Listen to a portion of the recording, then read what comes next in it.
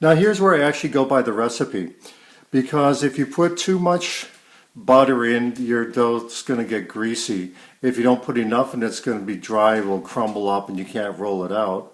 So, and you want to food process it so that it gets into like small pea-sized pieces, not too fine, or again it will be tough. So I just have it in here. We're going to pulse it. This is a lot easier than doing the two-knife method. So you're just going to pulse it a little bit, not too much, until you don't see any great big clumps of butter anymore, or Crisco in this case.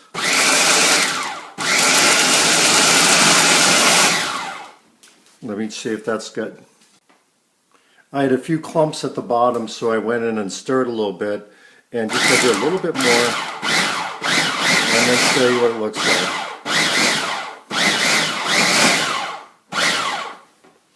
Okay, let's take it off. And can you see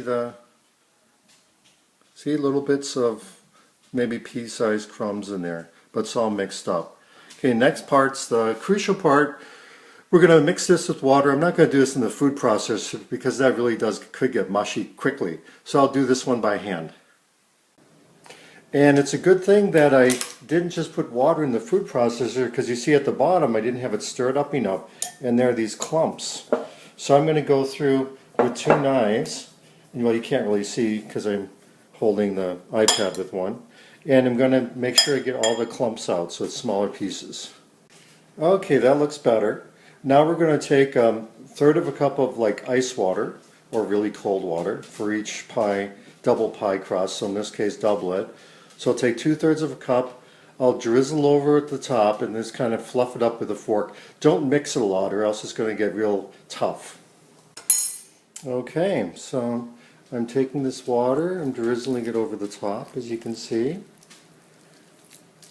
And I just got this huge salad fork. I'm going to use whatever you have.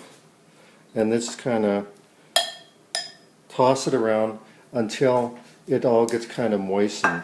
And then the point is you want to be able to make clump it together. So I'll show you how that looks in a second.